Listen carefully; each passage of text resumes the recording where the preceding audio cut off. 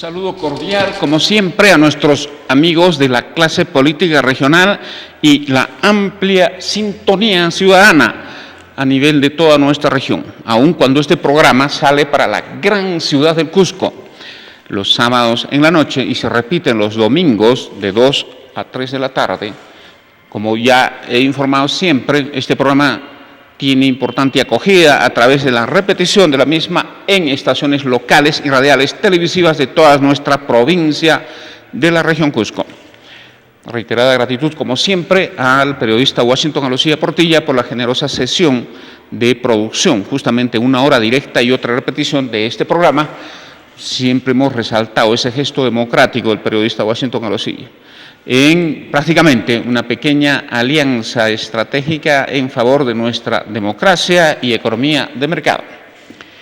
Quiero esta vez empezar mis análisis de carácter político, toda vez que el gabinete presidido por Ana Jara ha sido censurado y el gobierno se ha visto obligado a cambiar de gabinete ministerial y especialmente de presidente del Consejo de Ministros, esta vez con el abogado doctor Pedro Cateriano.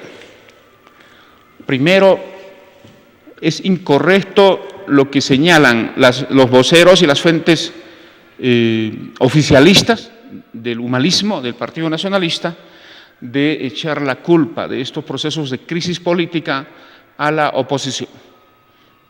Algo que en verdad es totalmente falso y hasta absurdo. La oposición no tiene la culpa de los escándalos que se conocen y se están investigando respecto al financiamiento electoral del chavismo al humanismo en el Perú. La oposición tampoco es responsable de una seguidilla de escándalos asociados a mafias políticas y económicas que directamente estarían prácticamente vinculadas a la pareja presidencial. Estamos hablando del escándalo López Meneses, del escándalo Orellana, del escándalo Belaúnde del Ocio.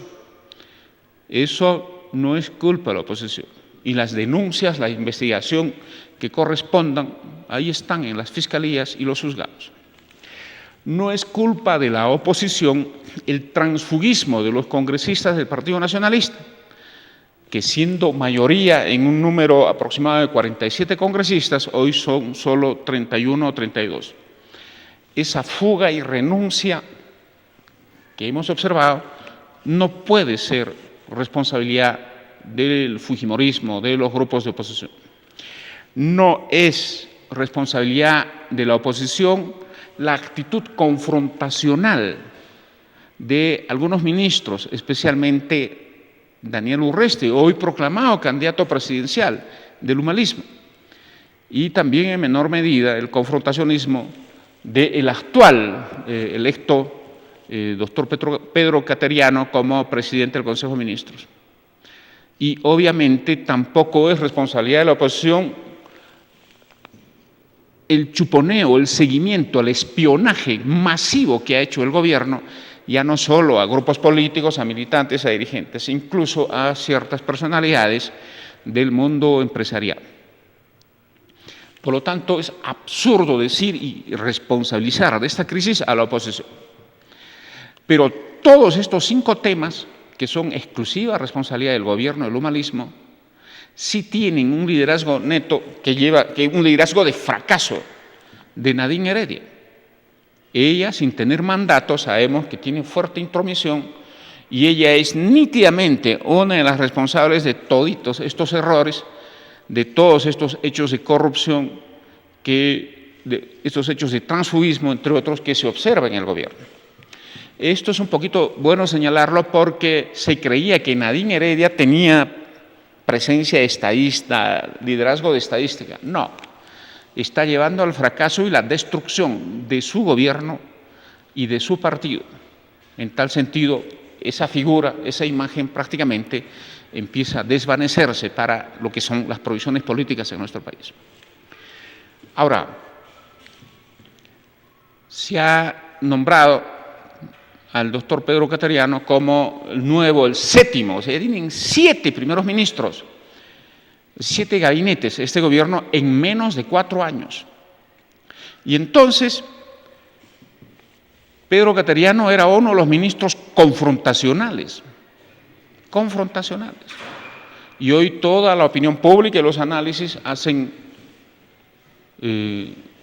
señalan preocupaciones en el sentido de que quiere confrontar y llevar a una mayor crisis el gobierno al haber designado a Pedro Cateriano como primer ministro. Las condiciones no dan para más guerra. El Congreso no va a pisar el palito de volver a prácticamente no dar confianza al gabinete y de esa manera provocar una supuesta disolución del Congreso. Es bueno también ser objetivo señalando que Pedro Cateriano es un personaje de la política de muy buena formación doctrinaria.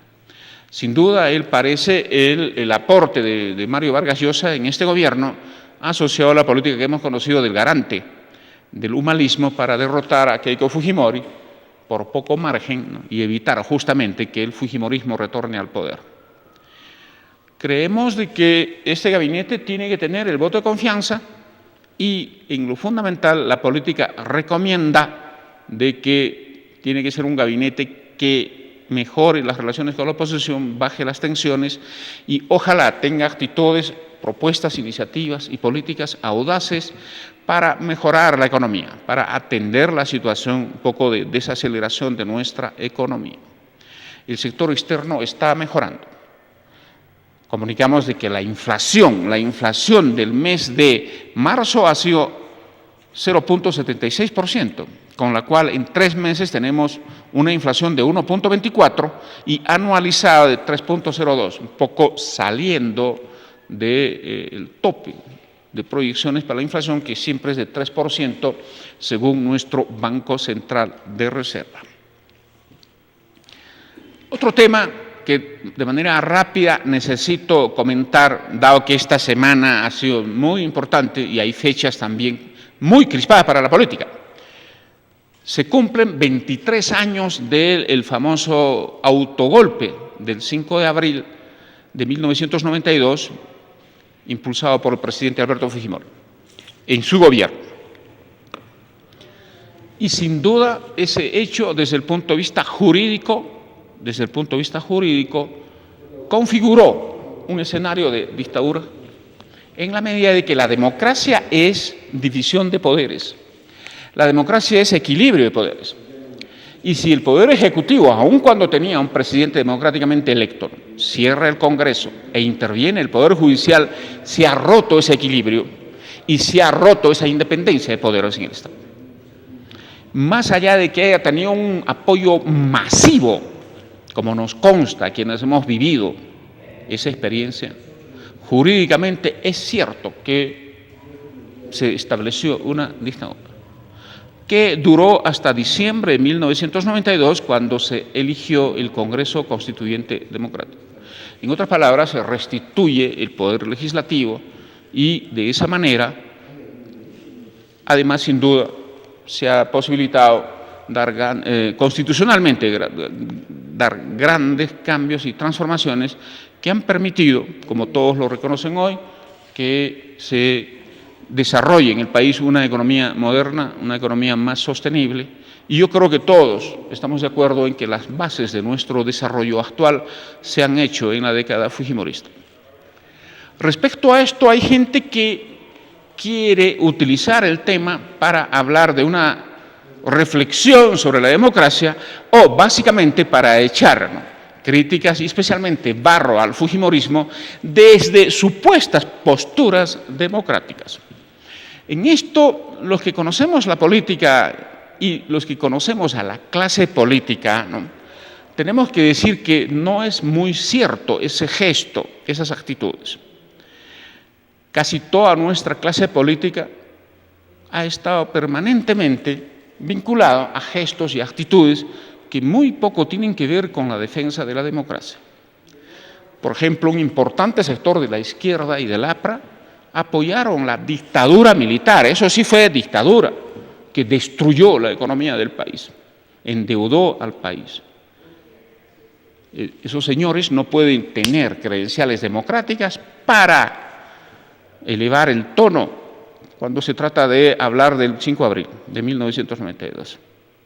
El humanismo, el gobierno actual, el humanismo, con el levantamiento, entre comillas, en Locumba de Ollanta Humala, mientras escapaba su amiguito Vladimiro Montesinos, levantamiento contra un gobierno democrático, o el andahuaylazo del otro hermano, pero supuestamente dirigido también por el presidente Ollanta, ¿no? Tampoco puede ser un gesto democrático, porque era un pedido, una actitud de conato de golpe contra un gobierno democrático que era Alejandro Toledo. Así que el humanismo no puede venir acá a ponerse ropaje democrático con ocasión de querer hablar o de querer criticar o deslindar con el fujimorismo. En el caso del APRA, recordemos que en el gobierno de Toledo, Alan García era un activo propulsor de paros nacionales en función de declarar la vacancia del presidente Alejandro Toledo. Y eso, a los ojos de cualquiera, tampoco es democracia. Así que, por favor, finalmente, cuando tengo que hablar de toda la clase política actual, todos ellos apoyaron y amnistiaron a Ollanta Humala cuando se levantó en el Locumbazo, entre comillas, porque todos sabemos la farsa que significó, porque fue un operativo político. Pero desde el punto de vista estrictamente de principios, era un alzamiento contra la democracia. Y no me vengan a decir que como era contra Fujimori, era democrático. Por favor, ya estamos grandecitos para empezar a utilizar argumentos válidos y correctos cuando hablamos de política y democracia. Por lo tanto, alguien puede levantar la mano diciendo de que sí tiene credenciales democráticas para levantar la voz contra lo que fue el autogolpe el 5 de abril. Yo creo que no. Y además, y aquí termino este pequeño comentario porque quiero hacer una entrevista interesante a un distinguido invitado que espero que se vaya ubicando en el set respectivo, ¿no? Quiero dejar bien claro en el tema del 5 de abril el asunto del fujimorismo. Primero, el presidente Fujimori, los 7 años posteriores a su gobierno, en ningún momento celebró ni lo puso en el calendario político de nuestro país. Nunca, nunca. Era un tema más mediático, más periodístico. Y especialmente Keiko Fujimori siempre señaló que fue un hecho singular, no repetible, y que para el fujimorismo hoy que lidera Keiko Fujimori, esa es una fecha singular que ocurrió en su momento, pero que no constituye ni el pilar ni la característica básica del fujimorismo. Ahí están sus declaraciones. Ahí están sus declaraciones. Y obviamente siempre constituirá un pasivo en los debates mientras existan algunos grupos que quieran arroparse de democráticos y mientras desde el fujimorismo no haya una capacidad de comprensión, de debate y de deslinde con esas posturas.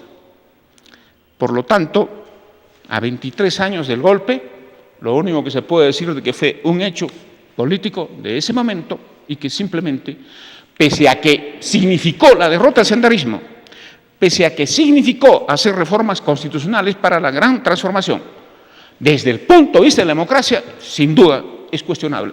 No estuvo dentro de las reglas de juego constitucionales, pero no veo a nadie aquí con credenciales democráticas para denostar o para criticar.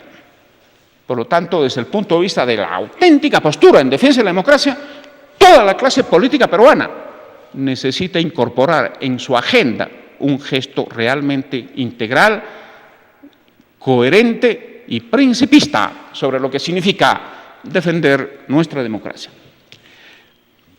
Quiero, por favor, pasar a una entrevista muy interesante en el programa y se trata de una reflexión que venimos desarrollando desde el programa anterior respecto a qué es lo que pasa con el problema de la corrupción, no solo en nuestro país, sino especialmente en nuestra región, en términos de grandes obras que pueden estar paralizadas a calenda griega si es que no hacemos nada asociado a esperar la inercia judicial en las fiscalías y los procesos en los juzgados.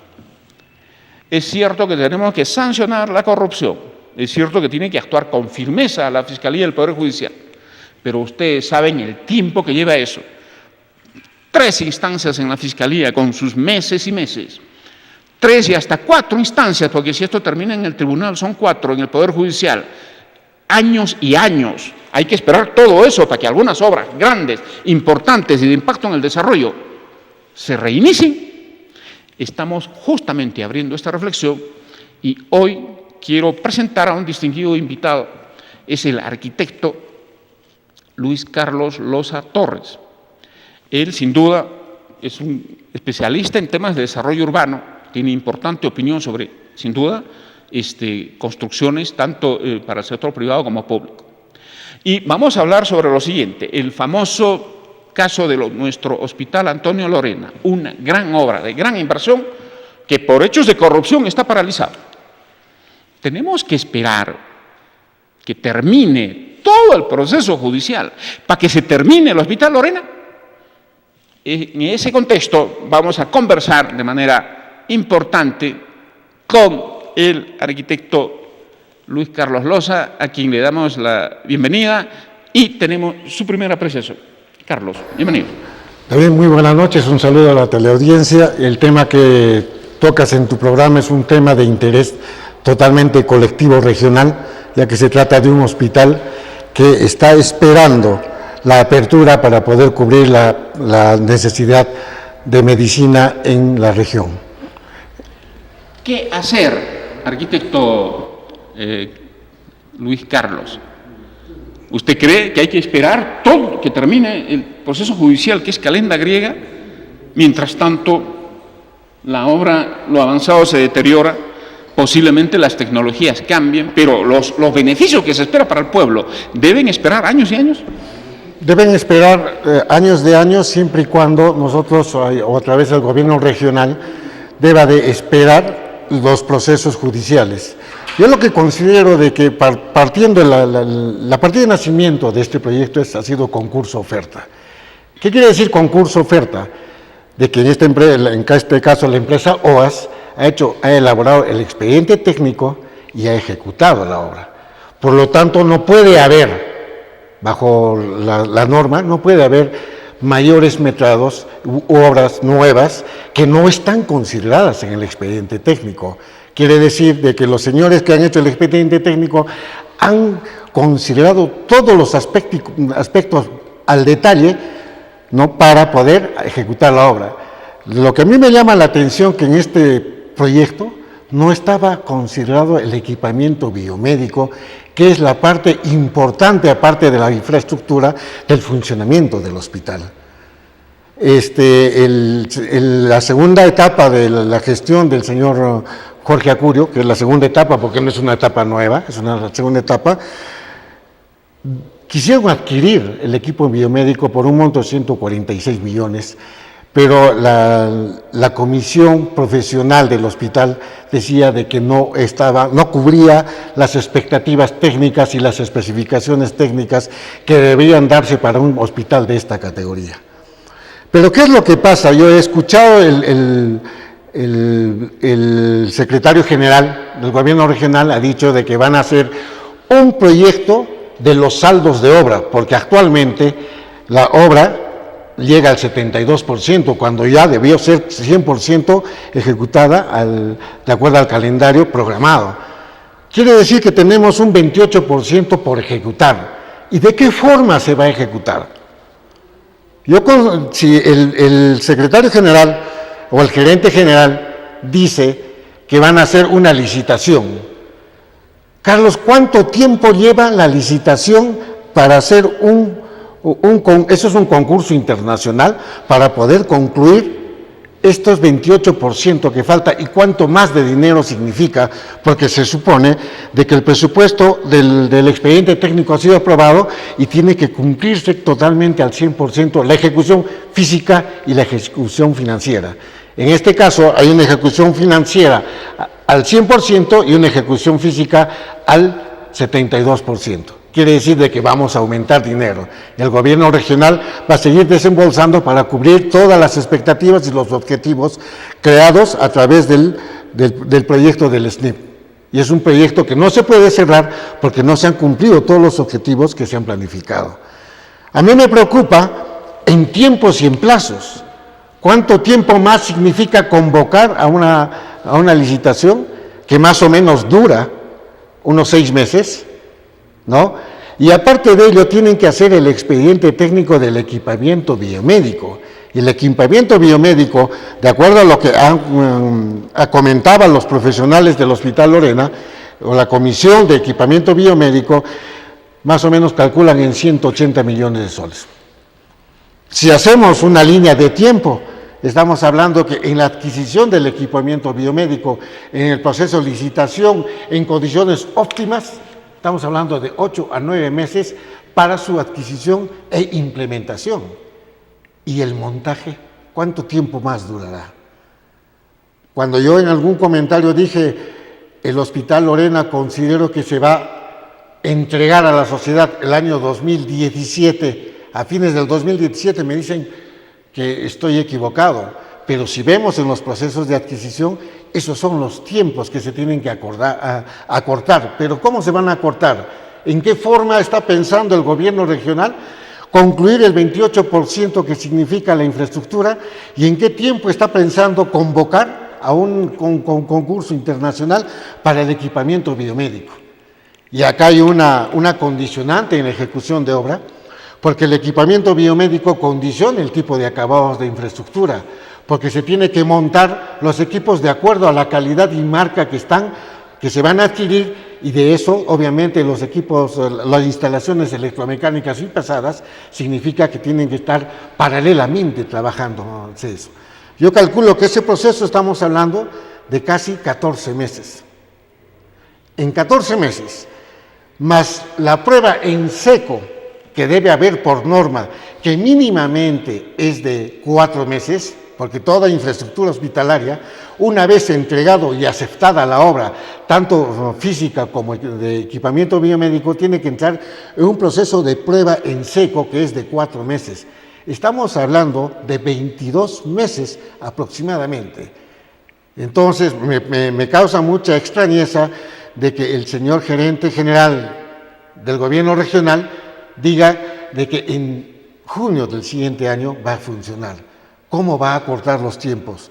No ha explicado cómo va a acortar los tiempos, salvo que lo quieran hacer por la administración directa, ese 28%, lo quieren hacer así, pero él ha enunciado de que va a convocar con un expediente de saldos a un concurso nacional para la conclusión. Ahora, acá hay un aspecto importante, Carlos, que hay que considerar. Tengo entendido de que la empresa OAS quiere hablar con el presidente regional para la reconsideración de lo que es la continuidad de la obra, al margen de las sanciones, que tengan que existir, ¿no? ¿Cuáles van a ser las condiciones del presidente regional para que concluya esa obra y cuánto más significa en desembolso económico? Es fácil decir que OAS ya no va a entrar al proceso del, ¿cómo se llama? Conciliación. De la conciliación. Van a conversar antes de entrar a la conciliación de las nuevas metas, ¿no? Que no debe de existir, porque ellos han hecho el expediente técnico. Y a mí me llama la atención de que un gerente haya firmado una valorización de sobremetas sin autorización de la parte de supervisión. Eso creo que, como bien tú lo dices, tienen que investigarlo. Pero estamos hablando de 22 meses. Estamos hablando de 2 años, Carlos. Lucho, de 2 años si empezamos mañana. Si empezamos mañana. Por favor, eso no es así, no va a ser, ¿no es cierto? A ver, quiero que quede claro esto, porque esta es una entrevista muy interesante. Primero, tú dices que el avance financiero en el Hospital Lorena es de 100% y el avance físico 72%. ¿Esa brecha es la corrupción o la incapacidad? ¿Algo junto? Porque ¿cómo es eso? La plata totalmente gastada y, sin embargo, el equipamiento no se ha avanzado. ¿O eran dos componentes distintos? No, el componente principal es la infraestructura física. Ya. ¿No? ¿Eso está terminado? No está concluido, está al 72%. Ya. Entonces, solo terminar la parte de infraestructura física, ¿cuánto llevaría si empezamos mañana? Si hacemos a través del SEACE, ¿no? Mínimamente va a demorar 8 meses. En condiciones óptimas será de 6 meses. Ok, y luego de eso viene el equipamiento. ¿Cuánto tiempo es eso? Recién después de eso vienen los trabajos, porque se le va a dar la buena pro, etcétera, al ganador, y recién después empiezan las obras. En concreto, ¿cuándo terminaría, en cuánto tiempo terminaría agotado los procesos administrativos la infraestructura física? 1 año y medio. Un año y medio. Y luego es un procedimiento nuevo de convocatoria, de licitación, el equipamiento. El equipamiento. ¿Y eso cuánto tiempo duraría? Eso y luego el equipamiento respectivo, es la adquisición de la maquinaria. Paralelamente, en 1 año y 8 meses o 20 meses, ¿no? Se debe de acabar el hospital en la parte de infraestructura y el componente que van a ser un expediente independiente de lo que es el equipamiento biomédico. Estamos hablando de 20 meses, empezando el 6 de abril del 2015.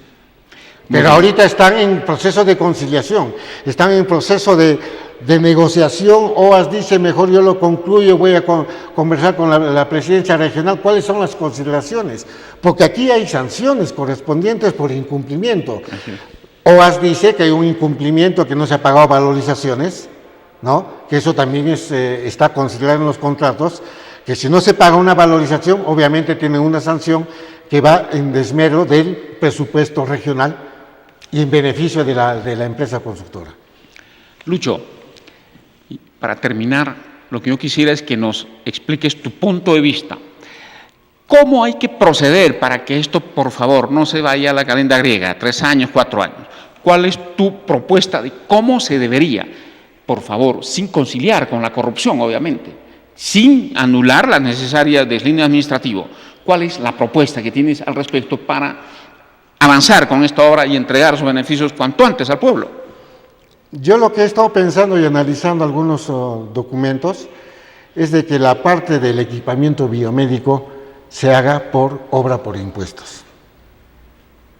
En obra por impuestos, ¿no? El equipamiento y todo eso podría demorar como máximo 8 meses. Y paralelamente se hacen los trabajos de lo que es la infraestructura, completar la infraestructura. Estaríamos hablando en condiciones óptimas de 10 a 11 meses totalmente concluido el Hospital Antonio Lorena, más el periodo de gracia de prueba en seco. Considero de que estamos hablando de 14 meses y ya tendríamos funcionando nuestro Hospital Lorena. Tu propuesta tendría 2 componentes. 1, no es necesario más plata desde el gobierno regional, sino ahora por impuesto, aumentar empresa privada. Y 2, achicar todos los plazos. ¿Es viable esto en términos de que habría una forma de convencer al concesionario y al gobierno regional para posiblemente aceptar esta propuesta? No, la propuesta de OAS, yo no la conozco porque no la han hecho conocer a la prensa, pero me imagino que ellos OAS va a tener que proponer un cronograma de obras reajustado para una conclusión y consecución de objetivos al 100% en unos 6 meses. Y si hacemos paralelamente la adquisición del equipamiento biomédico por obra por impuestos, porque es otro proyecto, correcto, ¿no? Estamos hablando que paralelamente va a funcionar y en 1 año u 11 meses vamos a concluir totalmente equipado el Hospital Antonio Lorena. Sin duda, una propuesta interesante en esta inquietud que tenemos de que las obras que por corrupción o negligencia están paralizadas o tienen amenazada su continuidad hacia calenda griega, ¿no? Se puede desde otras alternativas y enfoques reiniciarlas y terminarlas cuanto antes para beneficio del pueblo. Sin duda, interesante propuesta del arquitecto Lucho Loza. Si tienes algo más que decir para terminar en este tema, Lucho. Yo lo que invoco al gobierno regional, que le dé importancia a la conclusión del Hospital Antonio Lorena, que vea las formas y los métodos sin saltar el problema de contratación de obras públicas para que se concluya esta obra y que analice esta propuesta de adquirir el equipamiento biomédico a través de obra por impuestos, que sí es posible, ¿no? Yo he analizado, es posible, pero las consideraciones generales las tienen que ver conjuntamente con la empresa que va a concluir la parte de equipamiento de la infraestructura, porque es importante.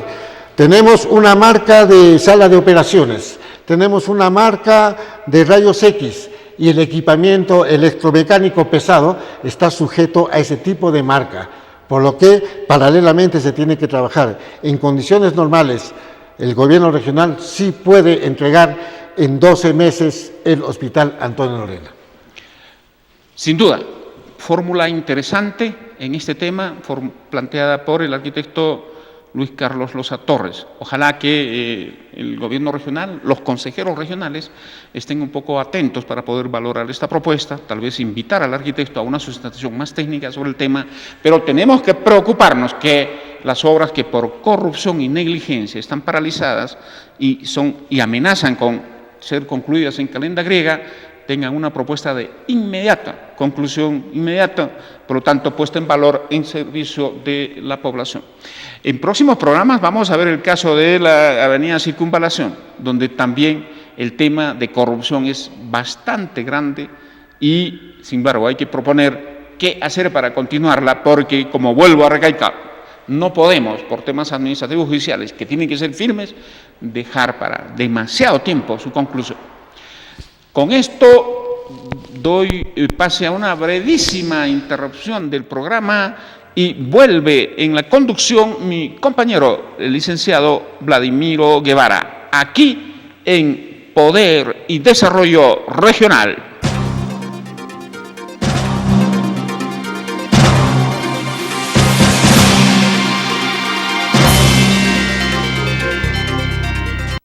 Consules, opinión y mercado. Realizamos estudios de mercado para su empresa, consultores y asesores de tesis e investigación, análisis estadístico SPSS en español, estudios de mercado y de precio referencial, imagen institucional y medios de comunicación. Manzana Pata 508 y 999 en Santiago. Consules, opinión y mercado. Tiene para ti una noticia fantástica. ¡Explosiva! WhatsApp gratis. Usa WhatsApp gratis sin consumir tu internet. Prepago, pospago, empresas y para los que se cambien con su mismo número también. Electro Sureste comunica a sus señores clientes y a la opinión pública en general que debido a las intempestivas tormentas eléctricas y a las persistentes precipitaciones pluviales, estos fenómenos vienen ocasionando inconvenientes en el normal suministro eléctrico e incluso ocasionan la destrucción de sus bienes. A pesar de que nuestros sistemas eléctricos cuentan con protección en las redes de distribución, sugerimos tener en cuenta las siguientes recomendaciones: desenchufar equipos eléctricos en el domicilio, evitar usar teléfonos, alejarse de zonas empinadas, colinas, torres, postes, antenas, edificaciones y árboles, mantenerse alejado de objetos de metal, como bicicletas, tractores, equipos agrícolas y cercas de metal. Si se encuentra en campo abierto, despojarse de cuchillos, machetes, herramientas y objetos metálicos en general que puedan atraer la electricidad. Finalmente, invocamos a todos nuestros señores clientes y a la población en general a tomar las previsiones del caso, con la finalidad de garantizar un normal servicio eléctrico. Electro Sureste, transformando vidas. Estos son testimonios de personas que luego de ser tratadas sin fármacos en Homeonatura, presentan mejoría en su salud. A raíz de ese accidente tuve un tumor cerca de la columna, de la médula espinal, lo cual afectó dañando todo lo que es mi parte de psicomotricidad. Una parálisis cerebral que impedía que se moviera la mitad de mi cuerpo. En 2011 yo llegué a Homeonatura, me trataron muy bien. En la sesión recibí un cambio, no desde la primera sesión, fue un cambio así de 360 grados. Urbanización José Carlos Mariátegui, E-2, frente al Prona. Teléfono 25 14 80.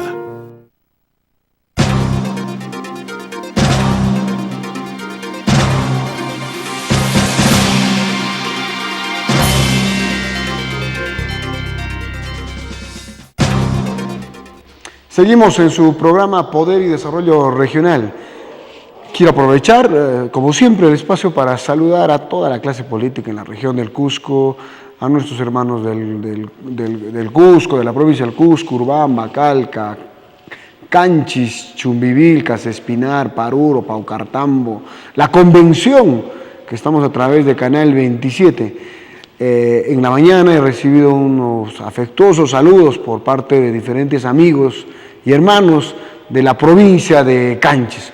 Un saludo fraternal para nuestro amigo Joel Ayala de Canchis, que sale en diferentes medios de comunicación, y que también a Lucho Mamani, a diferentes amigos que nos hacen llegar esas críticas constructivas que nos reaniman para seguir adelante en este programa, en este proyecto, que desde luego este espacio brindado pues por la Corporación Multimedia para seguir desarrollándonos y seguir brindando opinión, desde luego debatible, y para poder generar opinión y corriente de opinión en la población y desde luego con nuestros hermanos televidentes. Esta semana pues ha sido un remesón, no solamente al interior del partido de gobierno, el partido oficialista, sino también creo que ha sido un espaldarazo por parte de su propia bancada al gobierno de turno. Porque cuando vemos en una interpelación a la premier Ana Jara, ver que en la tercera votación ya se dio los resultados, pero en una primera y segunda votación, teniendo a su bancada absteniéndose del voto, desde luego que preocupa. Y preocupa en el sentido de que sí, algunos analistas han señalado de que no, las abstenciones era una votación en contra de la censura. No, señores, ¿dónde estaba la posición de esta bancada? Que sí, realmente, después, y hay que decirlo, porque no es un secreto, el tema de que la ministra Ana Jara es la ministra de Nadine Heredia, y que esa bancada le da un espaldarazo a Nadine Heredia, y que, ojo, esta interpelación nace con un tema que, ojo, no es un tema, o no es un liderazgo, o un proyecto que lo haya impulsado Ana Jara, ojo.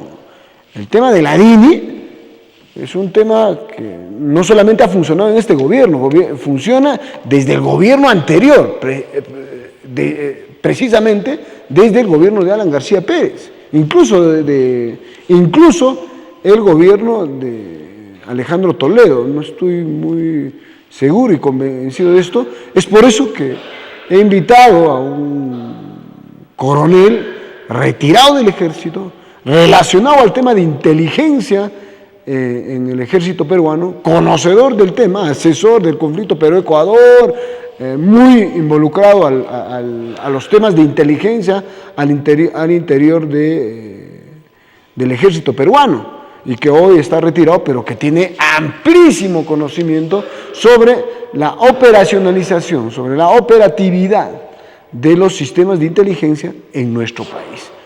Y desde luego, hay que ahora conocer qué es o qué está pasando en un tema de fondo. Porque, ojo, a mí ese tema de que la han censurado por N temas y básicamente por el tema de DINI, no, acá hay un tema de fondo. Y es el tema de que la bancada nacionalista del oficialismo, las diferentes bancadas, han interpelado a la ministra o a la premier de Nadine Heredia. Ese es el tema de fondo. Entonces, creo que acá vamos a tener que analizar adecuadamente, porque, ojo, tampoco nadie en general le ha aceptado el primerato a Ollanta Humala.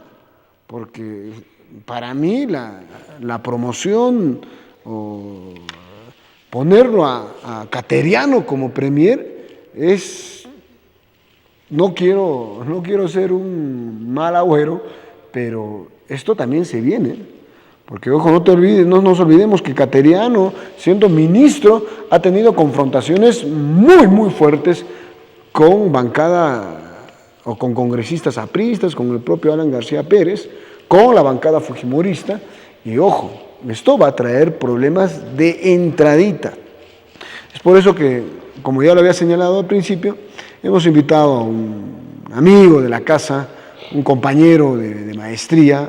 Hemos invitado al magíster Enrique Álvarez Mendoza, coronel retirado del Ejército, con el que queremos hacer un análisis pues, de este tema de la censura a la ministra Ana Jara, que detrás, supuestamente el fondo, es el tema de la DINI. Este sistema de inteligencia que ha sido supuestamente mal utilizado, pero ojo, ya hacía persecuciones desde el gobierno de Alan García Pérez. Enrique, bienvenido primero al Cusco, a tu tierra, y bienvenido a Poder y Desarrollo Regional para hacer un análisis pues, de diferentes temas de coyuntura, pero básicamente el tema que tú conoces. Tú eres un hombre ligado a la inteligencia del ejército peruano y conoces sobre estos temas. ¿Qué crees? ¿Qué temas crees que hay detrás de esta censura a la ministra Ana Jara? Antes que nada, Vladimiro, grato saludarte, grato saludar a nuestra tierra del Cusco. Estamos por la Semana Santa, sin embargo, agradecido por tu invitación. Toda censura tiene una razón de ser. Creo que se ha debido más que todo a la falta de reacción de la Premier, porque ya este accionar inadecuado de la DINI no era de ahora, sino era de antes. Incluso se dijo que es de gobiernos anteriores. Entonces, ante esa perspectiva, lo que se debía hacer es cortar. Entonces, eso es lo que le faltó hacer a la Premier, porque no nos olvidemos que la DINI es un organismo adscrito a la presidencia del Consejo de Ministros y como tal debería ser un filtro dentro de las labores de inteligencia y de contrainteligencia que realiza esta organización. Entonces, al dejar pasar, han ocurrido estos problemas porque se ha llegado a descubrir de que no en inteligencia, sino en contrainteligencia, su labor estaba en buscar las informaciones respecto a la realidad personal, familiar, empresarial, de contactos y otros, de políticos, de empresarios y de periodistas. Entonces, sabemos que la labor de contrainteligencia dentro de lo que dice el reglamento es realizar acciones para evitar que la inteligencia enemiga pueda obtener informaciones que corresponden a nuestro ámbito nacional en los aspectos político, económico, psicosocial, militar y tecnológico. Y como tal, creo que ante este descuido y ante incluso las acciones realizadas por algunos congresistas donde hicieron notar que eran objetos de seguimiento, no hubo una reacción adecuada. Entonces no nos olvidemos que en las responsabilidades en el más alto nivel existen dos realidades. Una es la responsabilidad institucional y otra es la responsabilidad política. Y en la responsabilidad política definitivamente tenía que hacer frente la Premier, y creo que lo que ha estado haciendo a lo largo del tiempo es tratar de pasar por agua tibia, tratando de repente relativizar esta situación, como era el caso pues evidente del seguimiento a la primera vicepresidenta, a Marisol Espinosa, del propio partido de gobierno, y lo peor, en la forma más burda, porque creo que esos trabajos, pues si lo quieren hacer, que los hagan bien, pero si lo van a hacer de esa manera, mejor que no lo hagan, porque de hecho van a hacer que ocurra esta crisis en la cual la afectada ha sido pues doña Ana Jara. Enrique, te voy a hacer un comentario sincero, porque, ojo, nuestra experiencia, no solamente en política, sino también en temas de análisis, institucionales, gubernamentales, ya nos trae para poder hablar, creo que con el debido derecho, de diferentes temas. A mí me preocupa, Enrique, este tema porque, ojo, tú has trabajado en inteligencia, conoces estos temas. Cuando estos temas se filtran, porque, ojo, estos temas se han filtrado, y yo en mi sano juicio entiendo de que la labor de los sistemas de inteligencia, justamente como su nombre lo llama, inteligencia, ¿cómo es posible que se puedan filtrar con una facilidad total para que se muestre, pues seguramente, estas supervisiones o seguimientos que se hacen a diferentes líderes políticos, empresariales, que, ojo, yo puedo decir de que no están fuera seguramente el contexto, porque la función justamente de las áreas de inteligencia del Estado es, pues, revisar, controlar, lógicamente no con mal uso, pero sí que sirva como información para seguramente tomar decisiones políticas, tomar decisiones estratégicas para el desarrollo del país. En ese sentido, si se están filtrando este tipo de informaciones, podemos concluir, si me atrevo, a que las Fuerzas Armadas no están correlacionando fuerzas con el Estado o con el gobierno de turno, porque ¿cómo es posible que se filtre información tan fácil?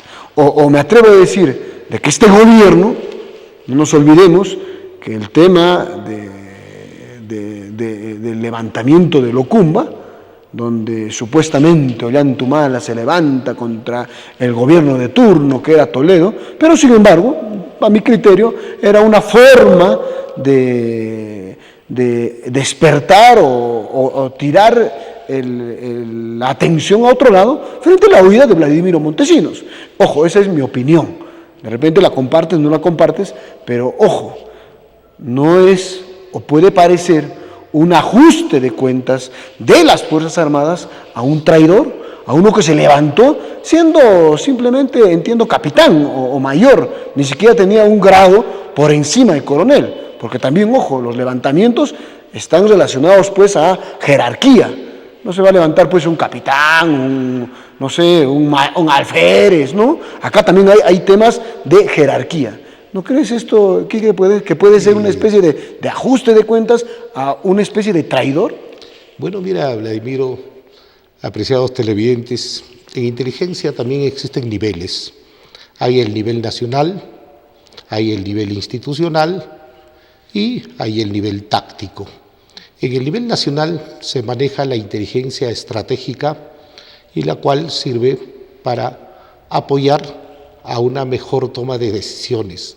Entonces, dentro de esta realidad, creo que lo que ha pasado es de que la DINI, Dirección Nacional de Inteligencia, ha actuado no dentro del nivel que le corresponde y no realizando las acciones que sean necesarias pues, para facilitar esa toma de decisiones, de tal manera de que incluso hay más de 100.000 FAIs de personas que no tienen pues importancia para la realidad nacional, sino pareciera que estuviera respondiendo a otro tipo de intereses.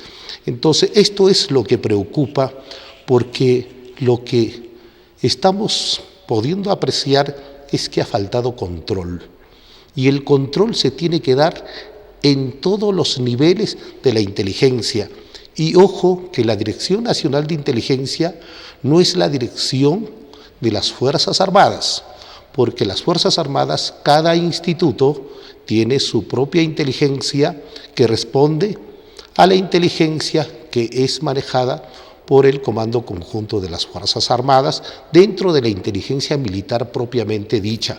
En cambio, la inteligencia nacional es de repente algún aporte de esta inteligencia, pero más que todo es la inteligencia política, económica, psicosocial y tecnológica que va a apoyar a las decisiones del presidente de la República, a las decisiones de los ministros del sector, a que puedan realizar sus acciones de la mejor manera, porque ellos se van a adelantar a los hechos teniendo informaciones tanto evidentes como seguramente de ya una fuente de datos para poder posibilitar un mejor accionar dentro de ese accionar. Entonces la inteligencia pues tiene que actuar en base a un planeamiento estratégico. Esto en el campo netamente de inteligencia. Y en el otro campo, que es por el cual se le ha censurado y sacado del gabinete a la ex premier Ana Jara, es en el campo de la contrainteligencia, donde, repito, se tiene que hacer un seguimiento a los adversarios, pero no de esa forma, sino para facilitar que el país no tenga esos adversarios que atenten contra los objetivos nacionales, que atenten contra los intereses nacionales, como son pues vencer al terrorismo, vencer al narcotráfico, vencer a las amenazas que de alguna manera pueden hacerle daño al país o afectar su surgimiento en lo que es desarrollo y en lo que es seguridad. Sí, desde luego, porque entiendo que la Dirección Nacional de Inteligencia tiene que articular, ¿no es cierto?, inteligencia también de los otros institutos de las Fuerzas Armadas. Y la Dirección Nacional de Inteligencia, pues, es un cargo de confianza del Ejecutivo en sí. En ese sentido, lo que había señalado, o sea, ¿de qué le sirve al gobierno hacerle seguimiento pues a la vicepresidenta, o sea, a su propia congresista de bancada, a su propia vicepresidenta, o sea, a su propio miembro del partido? Yo no sé de qué serviría hacerle un seguimiento de inteligencia a Alan García Pérez, si, ojo, son hombres públicos, hombres políticos que con sus declaraciones muestran lo que piensan y cuál es su posición frente al gobierno. O sea, acá desde luego pues hay una dispensa de los recursos del Estado sin tomar, digamos, una estrategia o un plan estratégico para lo que señalabas. O sea, ¿a quiénes se tiene que seguir para controlar el terrorismo, para controlar temas de narcotráfico? Lejos de estar, seguramente que se lo deben merecer esas autoridades corruptas, por ejemplo, que seguramente debe servir a hacer un seguimiento, pero autoridades que no están en función pública o que son de partido de gobierno, llama poderosamente la atención. Ojo, es debatible. Es por supuesto, porque ya responderá seguramente a un plan estratégico que tiene la DINE y las diferentes instituciones de inteligencia. Pero ojo, Enrique, este tema ha traído una consecuencia política.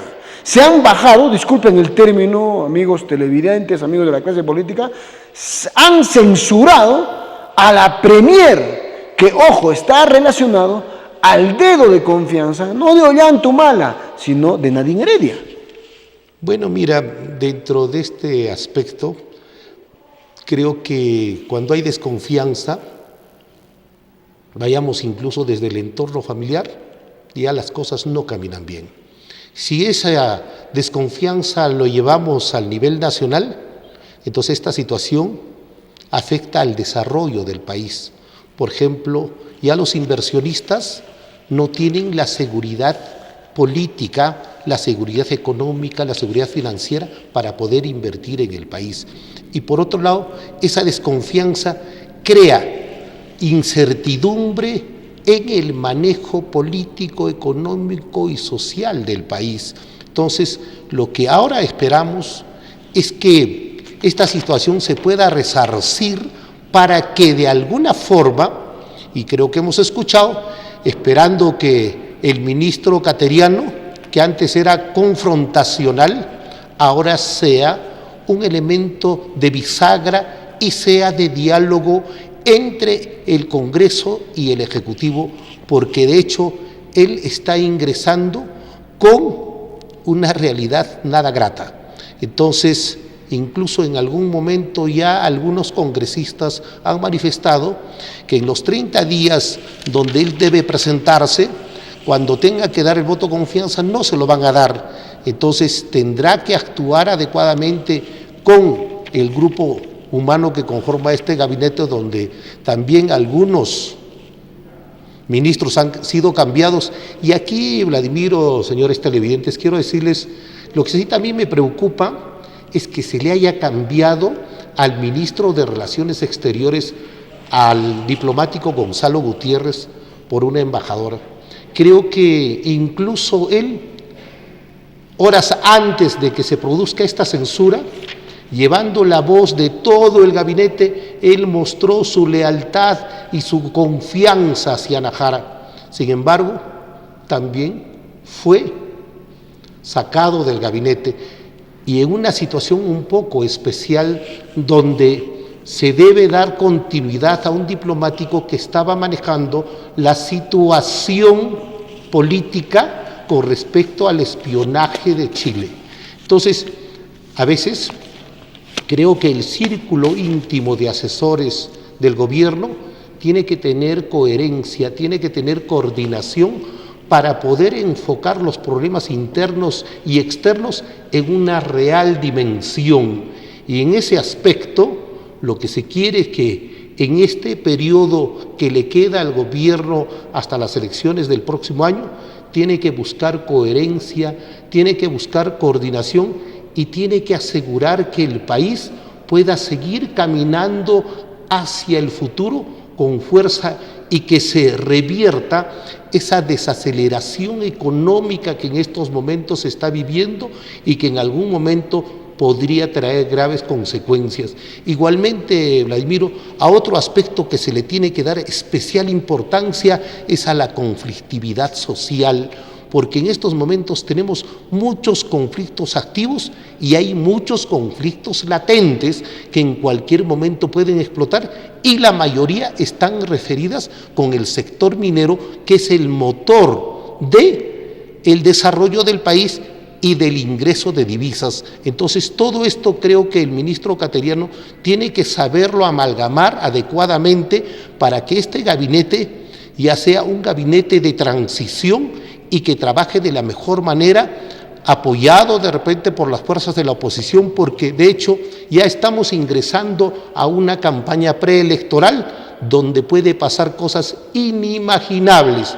Pero ojo, aquí tiene que haber un excelente conductor y ojalá esperemos que en esa situación también revierta el presidente, porque lo que tenemos que buscar es que nuestro país siga creciendo, porque si es que nosotros a través de un desacierto en el campo político no actuamos adecuadamente, esto podría traer consecuencias nada gratas para el país. Sí, Enrique, además pareciera que este nuevo ministro o nuevo premier va a tener pues el tema de salvaguardar las próximas elecciones presidenciales, en el tema del proceso electoral. No te olvides que el premierato pues debe de determinar incluso los recursos para las próximas elecciones presidenciales. Además, señalaste un tema importante, el tema de los conflictos sociales. Lamentablemente, este gobierno está dejando un tema candente, por ejemplo, el tema de Conga, y que, ojo, según las diferentes instituciones macro, han señalado que el Perú tiene la expectativa de crecer 2.1% y eso, solamente que en el premierato pues están cerrando que vamos a crecer a 4.5%.